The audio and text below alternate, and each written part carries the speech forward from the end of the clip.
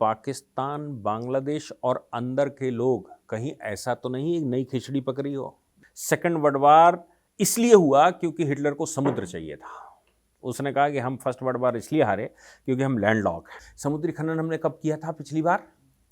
समुद्री खनन किया था जब हमने समुद्र मंथन किया था। मुस्लिम आक्रांता है, ये सबसे पहले हथियार विक्रेता हुआ करते थे। ये हथियार बेचने भारत में आते थे, तलवारें अच्छी बनाते थे, कुछ और बनाते थे, कटारें बनाते थे, ये भारत में बेचने आते थे। धीरे धीरे इन्होंने भारत को समझ लिया, हमारी डिफेंस को समझ लिया और धीरे से वो आक्रांता बाद में घुसने लगे। कि कीनिया में एयरपोर्ट ले लिया अडानी ने। भारत में भारत के विरोधी अंतर्कलह ने इतना उधम मचाया कि वो वहां सुप्रीम कोर्ट वहां के लोग से पहुंच गए और उन्होंने कहा ये भारत में तो अडानी का विरोध हो रहा है और आप यहां कीनिया में इसको पोर्ट दे रहे हो, वो पोर्ट कैंसिल हो गया।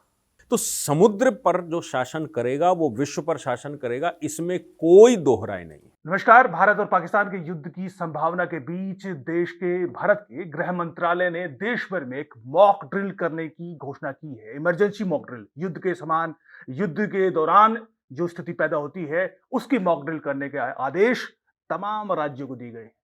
तो ऐसी स्थिति में अब मौका है कि हम ये भी समझें कि क्या देश वाकई तैयार है।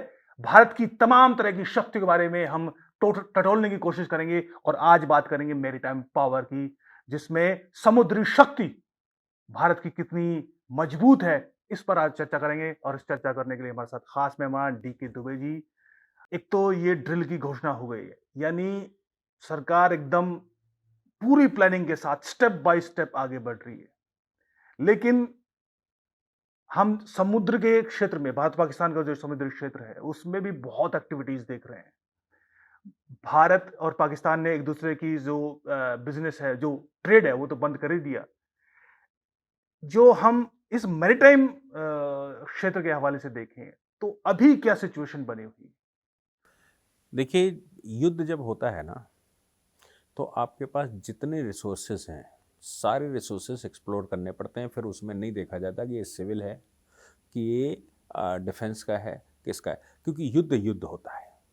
युद्ध में मैं और आप, यहाँ तक कि कॉन्स्टिट्यूशन में एक आर्टिकल में ये व्यवस्था दे रखी है, फंडामेंटल राइट वहाँ पर लागू नहीं होंगे। युद्ध समय पर यदि सरकार किसी का आह्वान करती है कि आपको आना है तो फिर वहाँ फंडामेंटल राइट लागू नहीं होते।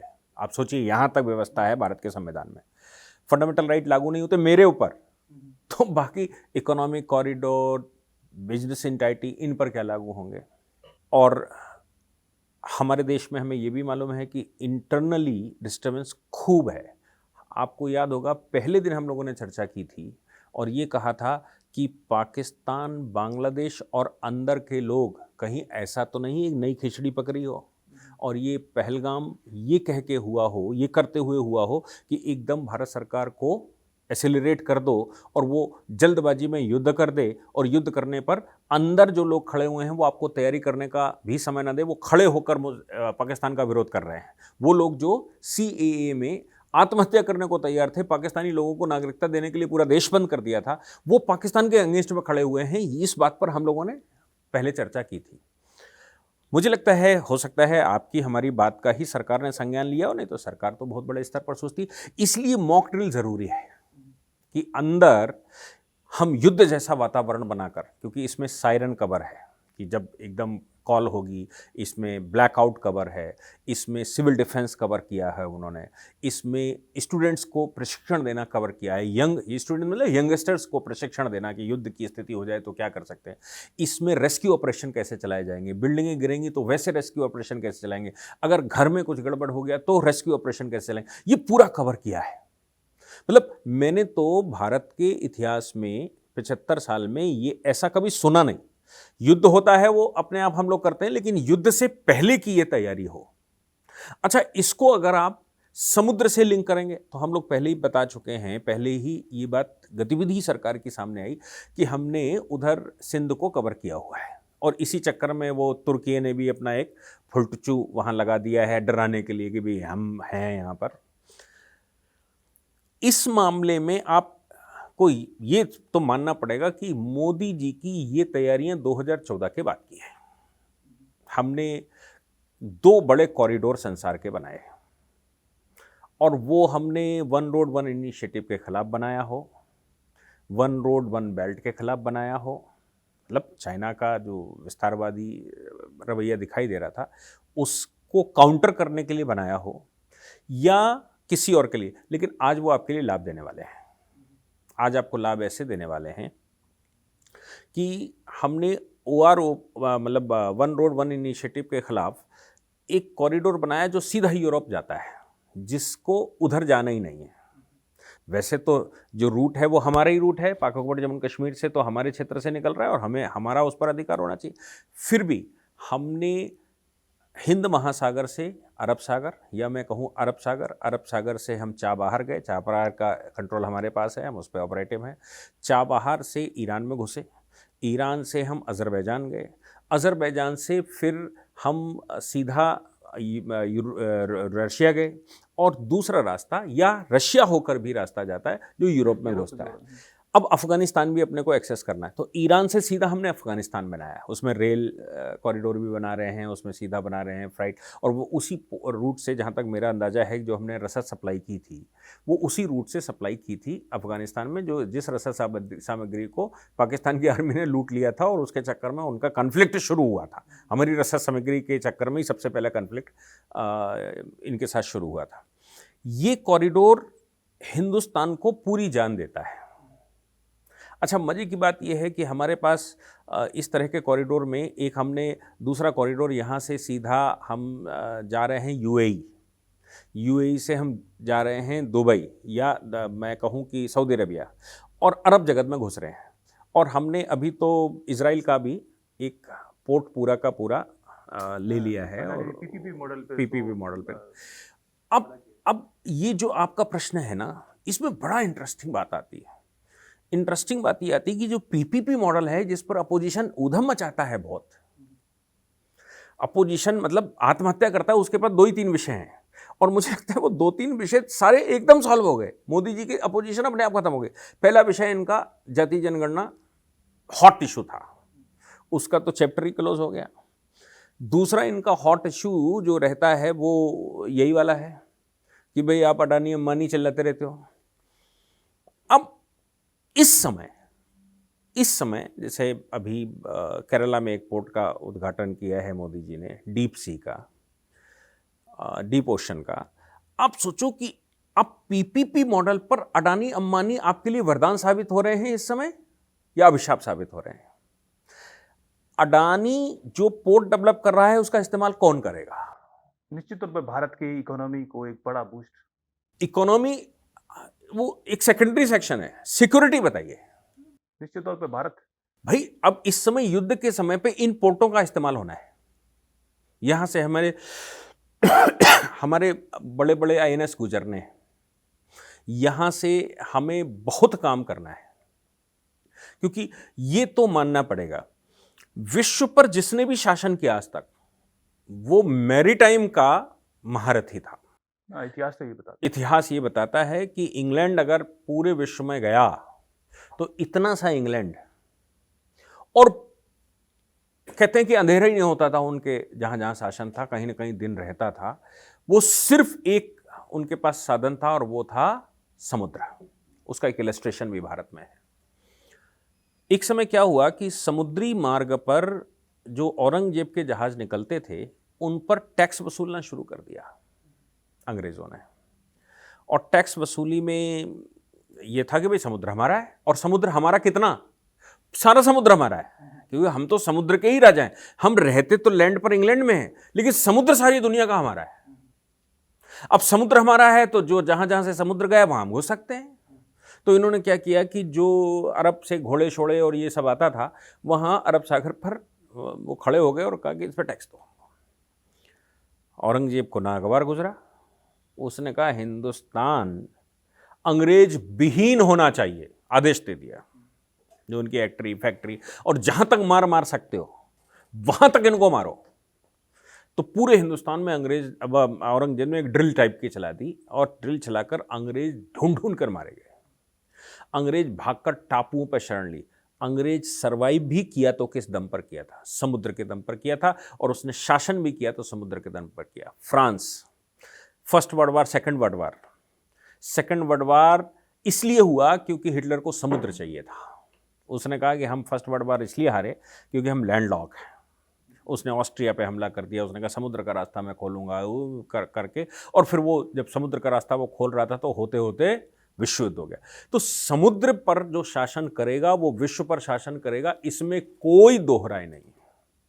आज अमेरिका भी उसी नीति पर है, आज रशिया भी उसी नीति पर है, आज चाइना भी उसी नीति पर है। वो आर्टिफिशियल टापू भी समुद्र पे बना रहा है, अपने डिफेंस के कमांडे वहाँ पर स्थापित कर रहा है। तो हम पीछे रह गए 75 साल में, ये हमारा दुर्भाग्य था। लेकिन ये भी कहना पड़ेगा कि भाई इकोनॉमिकली मैं मान सकता हूँ कि भारत में इकोनॉमिकली हम इतने स्ट्रांग सरकार नहीं थी, और ये भी कह लीजिए कि करप्शन के रास्ते सरकार ने पीछे खूब खोल रखे थे। 370 या 35 कैपिटल ये करप्शन का ही रास्ता था। ये जो नॉर्थ ईस्ट में तमाम तरह के आर्टिकल बनाए हैं और रास्ते खोले हैं, वो सब करप्शन के ही आर्टिकल रास्ते थे। तो करप्शन के रास्ते खोले थे तो पैसा वहाँ जाता रहा। लेकिन मोदी जी के आने के बाद उनको ये इस बात का एहसास ज़रूर हुआ होगा कि भाई मैरीटाइम में जितना हम कमज़ोर हैं तो हम विश्व शक्ति नहीं बन सकते, इसलिए हमें समुद्र में स्ट्रांग होना ही पड़ेगा। अब हमारे पास पैसा नहीं है तो हम कैसे करें? तो भारत के व्यापारी को इनकरेज कौन करेगा? भारत के व्यापारियों को इनकरेज किया गया और उन्होंने इन पोर्टों पर काम करना शुरू किया। अदानी नया सहिंसा भारत का और संसार का निकल कर आया। कई देशों में पोर्ट आज वो मैनेज कर रहे हैं। भारत में उनके 4 से ज़्यादा पोर्ट बड़े बड़े हैं। आज वो किसके काम आने वाले हैं? भारत सरकार पीपीपी मॉडल पर उनको अगर बढ़ा रही थी, अगर इसी पीपीपी मॉडल पर कोई ब्रिटिश कंपनी काम कर रही होती तो आपके युद्ध काल में कितने काम आने वाले थे? वो अमेरिकन कंपनी काम कर रही होती, चाइनीज कंपनी काम कर रही होती तो कितने काम आने वाले थे? ये हमारे सहयोगी बन सकते थे क्या?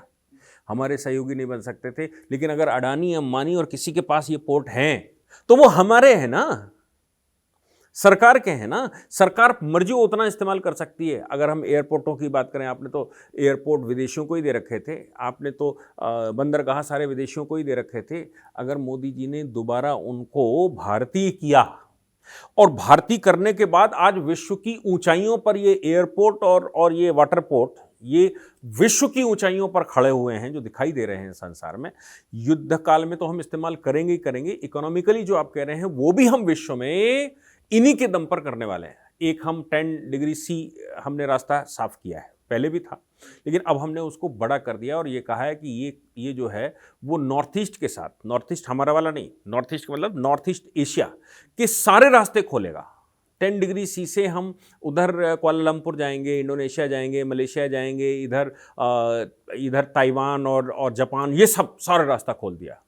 वहाँ हमने पोर्ट ब्लेयर में एक सेकंड कमांड बिठा दिया। वाजपेयी जी के समय पर ही हमने एक सेकंड कमांड बिठाई हुई थी। हमारी फर्स्ट कमांड दिल्ली में बैठती है तो सेकंड कमांड वहाँ बैठती है फोर्स की। ये जो मोदी जी का सागरमाला और ये सारा प्रोजेक्ट ये बता रहा है कि विश्व की शक्ति के रूप में भारत को कैसे स्थापित करना है। धन नहीं है तो भारत के लोग भी कर सकते हैं। हाँ, इसमें एक और चीज़ है, सरकार की, प्राइवेट सेक्टर तो है ही, लेकिन सरकार की तरफ से भी आपने धन की बात की, 3,38,000 करोड़ रुपए पिछले 2014 के बाद इन्वेस्टमेंट के लिए आकर्षित हुआ है, और ये प्लान 10 लाख करोड़ का है जो विजन 2047 है उसमें। और जो ट्रेड पोर्ट्स के जरिए जो ट्रेड था 2014 के बाद, 2014 से पहले जितना होता था 2014 के बाद पिछले 10 सालों में ये 140% बढ़ा है। यानी सरकार अपने लेवल पे भी एक जबरदस्त इसके लिए काम कर रही है। और हम देख रहे हैं कि विजन ये भी है कि 2047 तक, क्योंकि मोदी सरकार का जितना भी विजन है 2047 के आसपास उन्होंने रखा है। तो यूएस और चाइना के बाद इंडिया ही तीसरी समुद्री ताकत होगी, चाहे वो पोर्ट इकोनॉमी की हो, मरीन इकोनॉमी हो, और चाहे वो नेवल पावर हो। ये एक विजन क्लियर दिखाई दे रहा है।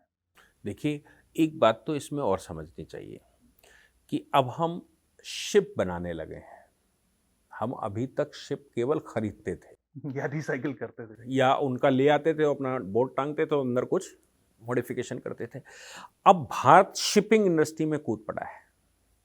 भारत शिप्स बनाने लगा है। वो भले ही अभी हम रशिया के कोलैबोरेशन से बना रहे हों, हम युद्धपोत बनाने लगे हैं। केवल शिप नहीं बनाने लगे, हम युद्धपोत बनाने लगे, हम पनडुब्बियां बनाने लगे।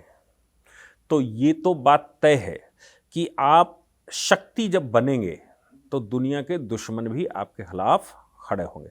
तो केवल आपको इकोनॉमी नहीं बढ़ानी, आपको उस इकोनॉमी को डिफेंड करने के लिए भी शक्ति चाहिए। नहीं आप इकोनॉमी बढ़ा लेंगे, जैसा कि अब 9वीं 10वीं सदी में विश्व की 60% इकोनॉमी कवर करते थे, लेकिन आपके पास डिफेंस नहीं थी। परिणाम ये निकला कि हम गुलाम हो गए। तो हम इकोनॉमी बढ़ाना ही केवल ऑब्जेक्ट नहीं है, इकोनॉमी के साथ साथ डिफेंस भी आवश्यक है। और डिफेंस की खास बात है, आज छोड़ दीजिए, किसी भी समय पर ये जो मुस्लिम आक्रांता है, ये सबसे पहले हथियार विक्रेता हुआ करते थे।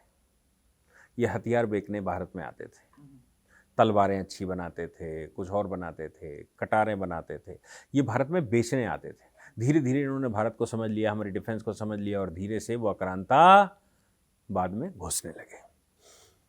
इनके बाद जो युग आया, उस युग में भी हमें सामान ही बेचने आए थे वो। और उसके बाद, मैं उसके बाद कहता हूँ 1945 के बाद, सेकेंड वर्ल्ड वॉर के बाद जब यूएनओ बना, उसके बाद जो पिछले 70, 75, 80 साल में हुआ, वो वही कंट्री टॉप पर हैं जो डिफेंस के एक्सपोर्टर हैं। यूएस की इकोनॉमी काय पे चलती है? डिफेंस पे चलती है। रशिया की इकोनॉमी काय पे चलती है? डिफेंस पे चलती है। चाइना की इकोनॉमी काय पे चलती है? डिफेंस पे चलती है। क्योंकि डिफेंस में 1 रुपए का इक्विपमेंट भी 1 लाख में बिक सकता है, क्योंकि वो तो टेक्नोलॉजी है, टेक्नोलॉजी का कोई रेट नहीं होता। भारत अगर उस फील्ड में नहीं उतरेगा, डिफेंस इकोनॉमी में भारत अगर डिफेंस में नहीं उतरेगा, और भारत स्वयं पहले स्वावलंबी नहीं बनेगा उस विषय पर। स्वावलंबी मतलब हम खुद ही बनाएं, खुद ही चलाएं, खुद ही करें, और हम दूसरों से खरीदते रहेंगे। हम कौन से बहुत बारी बता रहे हैं कि हम कर लेंगे विश्व फतेह। मुझे लगता है जो विजन 2047 है, जिसको हम विश्वगुरु के पद पर बिठाना कहते हैं, केवल विश्वगुरु के पद पर बिठाना नहीं, विश्वगुरु के साथ साथ इकोनॉमी के मामले में भी, डिफेंस के मामले में भी, भारत की सिस्टम के मामले में भी, भारत की अपनी डिफेंस और इंटरनल डिफेंस के मामले में।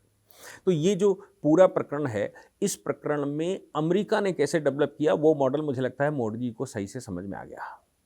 अमेरिका के अंदर अगर सरकार उनकी 1 लाख करोड़ का बनाती है, तो प्राइवेट कंपनियां 50 लाख करोड़ का बनाती है, और सरकार उन प्राइवेट कंपनियों के बिहाफ पर कॉन्ट्रैक्ट करती है। राफेल क्या फ्रांस ने बनाया? एक कंपनी ने बनाया। कंपनी का कंट्रोल फ्रांस की सरकार के पास है। हमने गवर्नमेंट टू गवर्नमेंट बात की, हमारी agency to agency through government बात हुई और हमने खरीद लिया। कल को जो चीज़ें आप यहाँ विकसित कर रहे हो प्राइवेट पार्टनरशिप में, उनका एक्सपोर्ट करना हो तो क्या ये अडानी अपने मन से एक्सपोर्ट कर लेंगे, या अंबानी अपने मन से एक्सपोर्ट कर लेंगे, या कोई भी भारत में जो इक्विपमेंट बना रहा है वो एक्सपोर्ट कर लेगा? वो तो भारत सरकार का फुल डोमेन है। केवल हमने लेजर फेयर की पॉलिसी अपनाई है। इकोनॉमिकली हम मिनिमम इंटरवेंशन करेंगे। इकोनॉमिकली आप क्या कमाते हो, कितना कमाते हो, इसमें हमारा रोल नहीं है। हमारा रोल इस बात में है कि हमारी स्ट्रेटजिकली जो वैश्विक स्थिति है, उसमें हमारा दोस्त कौन, दुश्मन कौन, किसको बेचोगे, किसको नहीं बेचोगे।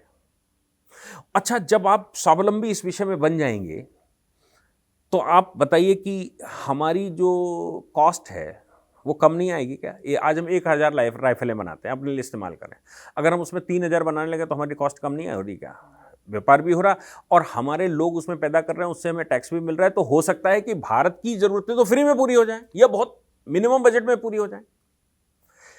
जिन लोगों को लगता है कि अडानी बढ़ा रहे हैं आप, अंबानी आप बढ़ा रहे हो, मुझे लगता है या तो उनको विज़न नहीं है, या वो जानते नहीं हैं देश कैसे चलते हैं, या फिर उनके इंटेंशन दूसरे हैं विदेशी कंपनियों के प्रति। वो उनकी जो प्रतिबद्धता रही होगी, या उनकी जो सम्मान कह लीजिए, या जो शब्द इस्तेमाल कर लो, कि आपकी उनके प्रति जो नमक खाया होगा ना, उस नमक को अदा करने के लिए इन पर सवाल बड़ा बार बार खड़े कर दो। ये सब ये लोग कर रहे होंगे।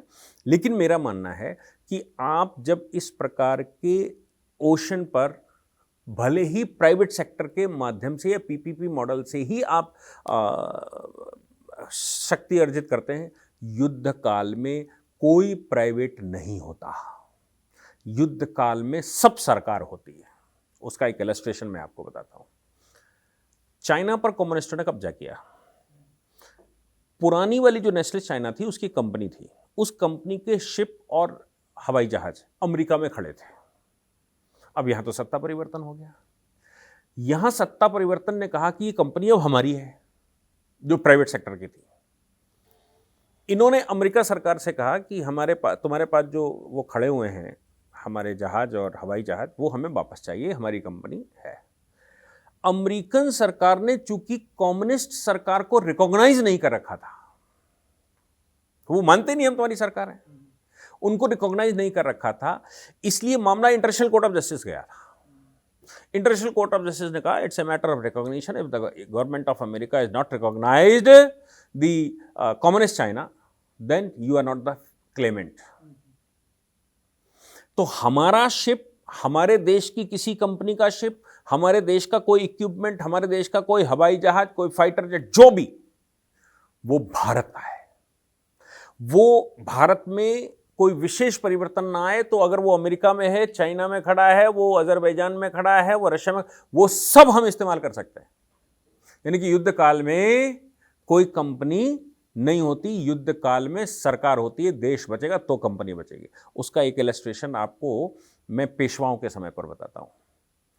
जब पहला पेशवा बैठा तो उसके पास पैसे नहीं थे, बाजीराव, उसमें पैसे नहीं थे, क्या करे? तो उसने व्यापारियों से बात करी। और अच्छा, वो पेशवा बैठा ही इस सिचुएशन में गए थे जब सत्ता पूना में सिमट गई थी, सब हो गया था काम। पेशवा जब आया तो बाजीराव ने व्यापारियों से बोला कि भाई देखो, हमें युद्ध करना है और हमें क्षेत्र बचाना है, तुम क्या सहयोग कर सकते हो? तो व्यापारियों ने कहा भाई हम तो सहयोग करने के लिए बैठे हैं। तो उसने कहा कि ये चिंता मत करो कि तुम्हारा कितना खर्चा होता है, उसका भरपाई मैं करूंगा। जिस समय मैं ये दोबारा स्थापित करूंगा उसका पैसा मैं दूंगा और तुमको स्थापित करूंगा। लेकिन आज राष्ट्र को जरूरत है, आज क्या कर सकते हो? तो व्यापारियों ने खजाने खोल दिए, बोले सब आपको दे देंगे, आप राष्ट्र बचाओ। व्यापारियों के ये प्रकरण भी हैं इतिहास में कि व्यापारियों की पत्नियों ने झगड़े किए कि बच्चों का क्या होगा, परिवार का क्या होगा। व्यापारियों ने कहा राष्ट्र होगा तो परिवार होगा, राष्ट्र होगा तो बच्चे होंगे, हम स्वतंत्र और स्वायत्त होंगे तो सब ये बन जाएगा। लेकिन हम स्वतंत्र और स्वायत्त नहीं होंगे तो इसको लुटेरे भी लूट ले जाएंगे। मैं इस धन का, इसकी सुरक्षा भी नहीं कर सकता। जो इस राष्ट्र की सुरक्षा करेगा तो मेरे धन की सुरक्षा होती है। इसलिए ये राष्ट्र का धन है, मेरा नहीं। इस राष्ट्र में मैं बैठा हूं, इसलिए मैं इस धन पर काबिज हूं। ये राष्ट्र नहीं रहेगा तो ये धन कहां से रहेगा? इसलिए सारे खजाने खोले। बाजीराव ने ऑपरेशंस किए, उसने बड़ा साम्राज्य बनाया, फिर व्यापारियों को दोबारा एस्टेब्लिश किया। अब बाजीराव अगर दोबारा व्यापारियों को एस्टेब्लिश कर रहा था, अडानी और अंबानी को, मतलब कोई ना कोई व्यापारी रहा होगा, उनको एस्टेब्लिश कर रहा था। राहुल गांधी जैसे या अपोजिशन जैसे लीडर उस समय होते तो ये विरोध करते कि तुम खुद क्यों नहीं कर रहे, इनसे क्यों करवा रहे, इनका धन क्यों इस्तेमाल कर रहे और इनको बढ़ा क्यों रहे? क्योंकि व्यापारी को, भारत के व्यापारी को बढ़ाकर खड़ा करेंगे तो वो भारत के काम आएगा, ये ध्यान रखिएगा। और वो भारत का धन है, प्राइवेटली उसका मैनेजमेंट उसके पास होगा। लेकिन जिस समय डिफेंस का नंबर आएगा, जिस समय युद्ध का नंबर आएगा, उस समय वो सारे पोर्ट आपके होंगे, वो सारे जहाज आपके होंगे, वो सारी कंपनियां आपकी होंगी। आप उस समय इमरजेंसी की जब पावर इस्तेमाल करेंगे कॉन्स्टिट्यूशन की, उस समय वो सब कुछ आपका होगा जो आज कोई इंडिविजुअल उस पर बैठा हुआ। तो उसको बढ़ाकर खड़ा करना सरकार की जिम्मेदारी है, सरकार को निभाना चाहिए था। चाइनीज कंपनी के बजाय भारतीय कंपनी को बढ़ाकर। पास उदाहरण है, मुंद्रा जो पोर्ट है वो दुनिया का दूसरा सबसे बड़ा कमर्शियल हब है। और हमने देखा कि उसका फायदा अंततः भारत के व्यापारी को होना है। भारत के व्यापारी को होगा तो आम लोगों को होगा, निश्चित तौर पर अंततः भारत की इकोनॉमी को होगा। ये चीज वाकई समझने की है। और जो स्थिति आज बनी, ये तो युद्ध काल तो है ही, लेकिन युद्ध कब तक रहेगा पाकिस्तान से? असली युद्ध चाइना से है। और चाइना से भी वो कन्वेंशनल वॉर नहीं है, वो इकोनॉमिक वॉर ही है। चाइना ने पूरे साउथ चाइना सी से लेकर, और जो उसकी नीतियां हैं, जैसे कोलंबो में पोर्ट बना दिया, कोलंबो में पोर्ट बनाया, पैसा दिया, कोलंबो में पोर्ट में दिया, अब कर्ज वापस नहीं दे पा रहे तो वहां पर फिर टिक भी गया, वहाँ वो अगले 100-150 साल के लिए, और अफ्रीका में भी कुछ इस तरह की कर्ज की नीतियां जो है चीन की। तो ऐसी स्थिति में भारत को भी एक ये जो अभी जो स्थिति है उससे कई गुना ज्यादा तेजी से या उससे कहीं शक्ति से हमें आगे बढ़ना चाहिए। और निश्चित तौर पर जो पोर्ट्स की जो पॉलिटिक्स कह लें इंटरनेशनल लेवल पे, या फिर एक बेजरूरत एक शक्ति की, मतलब एक पावरफुल नेशन की जो जरूरतें होती हैं उनमें से एक एसेंशियल एसेट कह लें, इसमें निश्चित तौर पे हमें कुछ नई चीन से सीखना चाहिए या फिर हमें कुछ नया करना चाहिए। देखिए, नया सीखने और करने की बात तो ये है कि कीनिया में एयरपोर्ट ले लिया अडानी ने। भारत में भारत के विरोधी अंतर्कलह ने इतना उधम मचाया कि वो वहां सुप्रीम कोर्ट वहां के लोग से पहुंच गए और उन्होंने कहा ये भारत में तो अडानी का विरोध हो रहा है और आप यहां कीनिया में इसको पोर्ट दे रहे हो। वो पोर्ट कैंसिल हो गया, एयरपोर्ट। आप सोच लिए कि भारत की कंपनियां, आज अडानी जैसी कंपनियां, ये विश्व के बहुत बड़े बड़े पोर्ट मैनेज कर रही हैं, एयरपोर्ट्स मैनेज कर रहे हैं, और ये भारत की शक्ति है और ये भारत के ही काम आने वाली है। इसमें कोई दो राय नहीं कि ये भारत के काम आने वाली। ये जो हमने 2 दिन पहले एक अफ्रीकन राष्ट्रपति को $200 मिलियन का डिफेंस क्रेडिट दिया है, अंगोला, भाई यही नीति तो यूएस अपनाता है, यही नीति तो रशिया अपनाता है, यही तो चाइना अपना रहा है। तो फिलहाल आज की जो मैं बात कर रहा हूं, यूएनओ बनने के बाद समुद्री क्षेत्र, हवाई क्षेत्र और टेक्नोलॉजी, ये 3 वो क्षेत्र हैं जिन क्षेत्रों में जिसका कब्जा होगा अंतरिक्ष सहित, वो विश्व पर राज्य करेगा। अब इसको अंबानी से जोड़कर देखते हैं। ये जो ब्लू इकोनॉमी है ना, इस पर भारत कितना खरा है। अरे भारत ने 54 काम नहीं किया ब्लू इकोनॉमी पे। हमने तो खनन अपने यहां अंदर करना ही नहीं सीखा, समुद्री खनन तो बहुत दूर की बात है। हमने समुद्री खनन कौन सा किया? समुद्री खनन जिस समय मनमोहन सिंह जी की सरकार थी तो सेतु समुद्रम बना रहे थे, राम सेतु तोड़ रहे थे। हमारा खनन भी अगर शुरू कहीं हो रहा है तो वो राम सेतु तोड़कर हो रहा है कि राम सेतु तोड़कर वहां से कॉरिडोर बनाएंगे। आप सोचो, इससे ज्यादा ये नहीं सोच सकते। ये सोच सकते हैं जो भारतीय मस्तिष्क से नहीं बैठे, जिनकी निष्ठा या इसको दूसरे शब्दों में करो, जो भारत भूमि को देवभूमि नहीं मानते। देवभूमि मानते हैं वो सऊदी अरेबिया को, देवभूमि कोई मानता है बेथलेहम को। जो भारत को अपनी देवभूमि नहीं मानते और सत्ता में बैठ जाएंगे, उनका रवैया ये रहता है कि भारत की आस्था जिस पर है, भारत के महापुरुषों का काम जिस विषय पर है, भारत में जो इतिहास विश्व का गुरु बता रहा है, उसको कैसे तोड़कर उसके निशान खत्म कर दिए जाएं। ये भारत का खनन है, समुद्री खनन। आज अडानी, अंबानी समुद्री खनन का महारथी है भारत का। समुद्री खनन में हम पेट्रोल और डीजल भी जितना निकाल पा रहे हैं उतना निकाल पा रहे हैं, एनर्जी सप्लाई जितनी कर पा रहे हैं। समुद्र के अंदर के खनन पे तो हमने कभी काम ही नहीं किया। उस पर अगर कोई काम कर रहा है, ये जो जिस समय हम ये तेल की खोज करते हैं और ये करते हैं, ये समुद्री खनन अंदर तमाम तरह की चीज़ें होती हैं। समुद्री खनन हमने कब किया था? पिछली बार समुद्री खनन किया था जब हमने समुद्र मंथन किया था। ये समुद्र मंथन क्या है भाई? जो भगवान ने किया समुद्र मंथन, वो समुद्री खनन ही तो था। उसी में से तो अमृत निकल रहा है, हीरे निकल रहे हैं, जवाहरात निकल रहे हैं, देवता निकल रहे हैं, तमाम चीजें। उस पर हमने कभी काम नहीं किया। उस पर भारत की इकोनॉमी टिकी हुई थी। अंबानी का योगदान उस विषय पर, अगर वो इन्वेस्टमेंट कर रहे हैं सूखी ड्राइड फील्ड पर और भारत उनको एक्सप्लोर कर पा रहा है, तो बताइए क्या भारत के मैरीटाइम पर या भारत के समुद्र पर अमेरिका को खनन करवाएं जो ये करवाते थे चाइना को बुलाकर?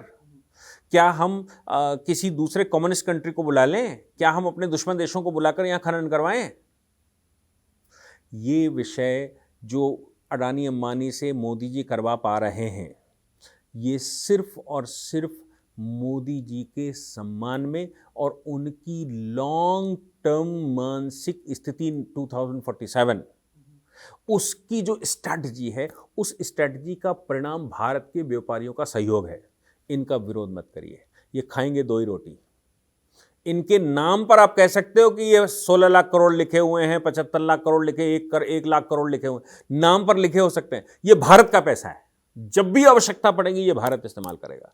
और ये रोटी 2 ही खाएंगे, बड़ी बड़ी कारों में घूमने के अलावा कुछ लेकर यहाँ से नहीं जाएंगे। लेकिन भारतीय होने के नाते ये सारी संपदा भारत में रहेगी। कोई ना कोई मैनेज करेगा तो उनके बच्चे मैनेज करेंगे, इससे ज़्यादा कुछ नहीं। यूं तो इंडिया और पाकिस्तान की मैरीटाइम यानी मरीन पावर के बीच तुलना करना ज्यादती होगी, लेकिन फिर भी तुलना करें तो मैं आपको बताऊं कि इंडिया के पास 12 मेजर पोर्ट्स हैं, जिसमें इसके अलावा 200 से ज्यादा मीडियम पोर्ट्स हैं और यहां पर 1.3 बिलियन टन कार्गो जो है वो इन पोर्ट्स के जरिए बिजनेस होता है।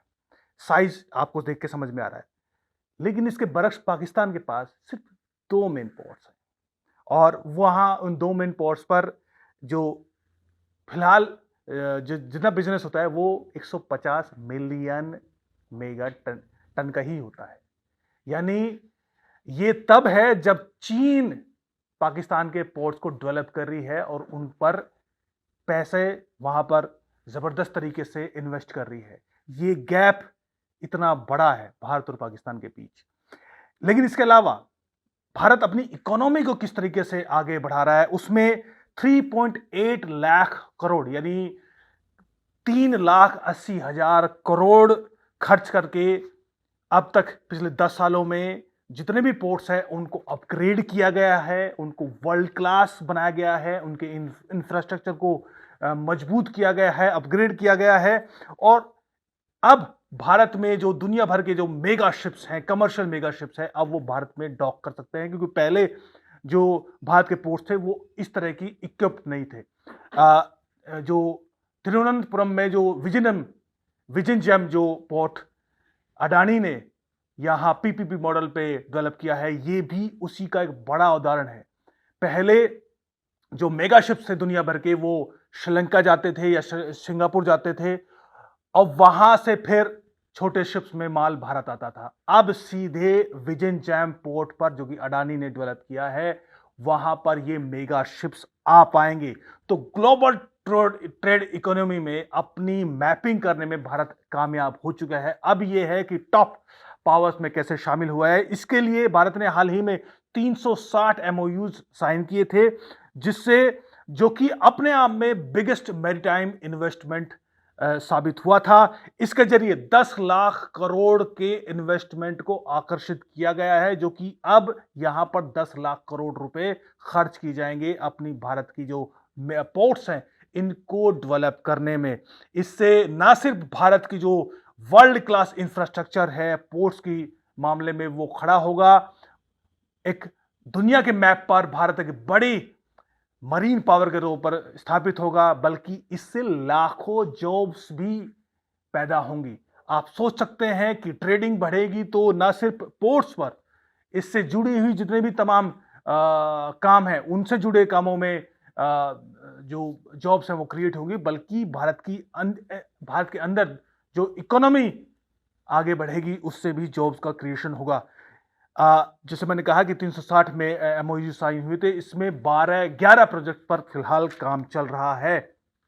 इसके अलावा ग्रीन रेवोल्यूशन भी एक तरीके से पोर्ट्स पे किया जा रहा है। इसमें भी 3,80,000 करोड़ रुपए खर्च किए जा रहे हैं। हाइड्रोजन हब्स बनाए जा रहे हैं पोर्ट्स पर, ताकि जिस तरह की जो बातें भारत ने जो दुनिया भर में जो एक तरह से क्लाइमेट चेंज के खिलाफ मुहिम चल रही है उसमें भारत की अग्रणी भूमिका रही है। यूएस हो, यूरोप हो या फिर तमाम देश हो, चीन तो खासतौर पर, ये लोग क्लाइमेट चेंज पर बातें जरूर करते हैं, लेकिन उसके जो जरूरी ये कहें कि इसको रोकने के जो जरूरी कदम है वो सिर्फ भारत ने उठाए हैं। इसी कड़ी में ग्रीन हब्स बनाने की बात भी भारत सरकार कर रही है। यानी एक बड़ा इंफ्रास्ट्रक्चर मरीन पावर पर भारत तैयार कर रही है, उसको खड़ा कर रही है। इससे आप अंदाजा इस बात से भी लगा सकते हैं कि अभी भी भारत का जो 90% ट्रेड है वो इसी पोर्ट्स के जरिए होता है। यानी वॉल्यूम आप समझ सकते हैं, देश भर में जो 90% ट्रेडिंग होती है, सामान आता है, वो इन्हीं पोर्ट्स के जरिए आता है।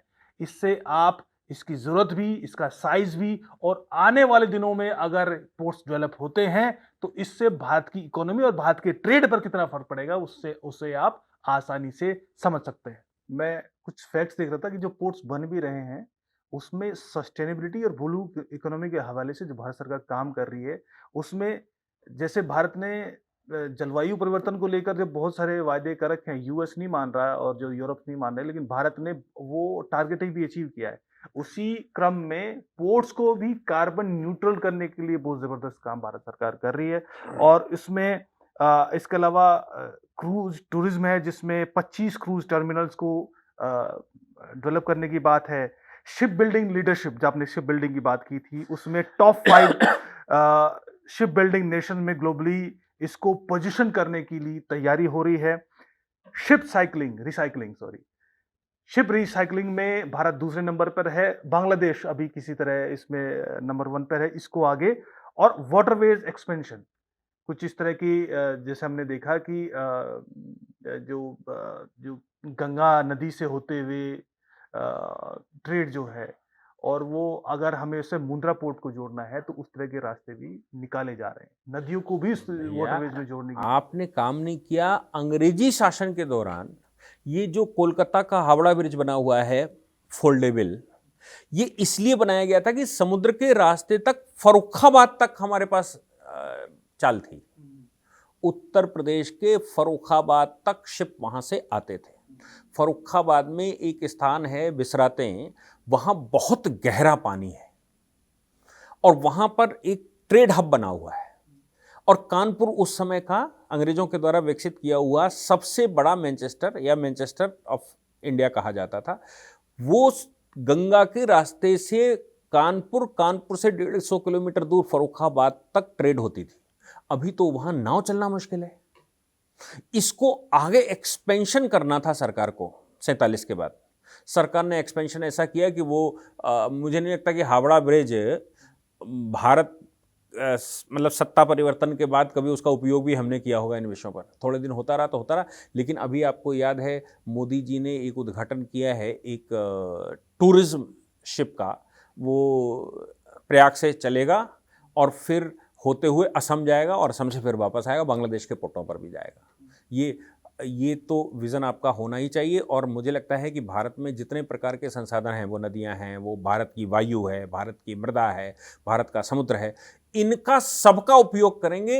जब आप सभी विषयों पर टॉप पर होंगे तब विश्व गुरु बनेंगे, ऐसे नहीं बनेंगे।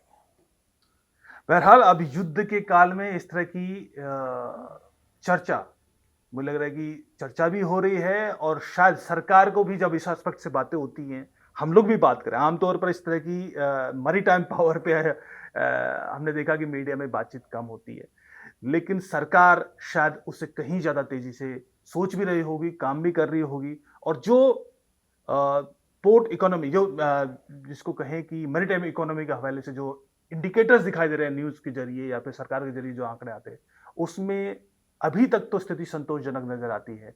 काम कम हुआ था, लेकिन अब आगे काम तेजी से होगा, इस बात की उम्मीद। इस पर मैं 2 मिनट आपके लूंगा। डिफेंस के पर्पज से 2 चीजें बहुत इंपॉर्टेंट है, एक सैटेलाइट जो दिखता नहीं नीचे से, और एक मैरीटाइम जो दिखता नहीं ऊपर से। आप मैरीटाइम में चले जाइए, सब जो आपका हिमालय है उससे 3 गुना गहरे समुद्र हैं, और वहां से आप पनडुब्बी निकाल कर ले जाइए, किस देश में आप घुसेड़ दो और वहां से आप हमले कर दो, कुछ नहीं कह सकते। मतलब मैरीटाइम और सैटेलाइट, इन दोनों पर भारत इस समय कॉन्सेंट्रेटेड है, जो विश्व में आपकी शक्ति को पहचानने के लिए। और मरीन पावर निश्चित तौर पर अब जो उम्मीद, जैसे हमने कहा कि उम्मीद ये है कि जिस तेजी से चर्चा हो रही है उससे कहीं ज्यादा तेजी से इस पे काम हो, और आगे क्या डेवलपमेंट इसको लेकर होगा, इस पर आगे भी हम चर्चा करेंगे। नमस्कार।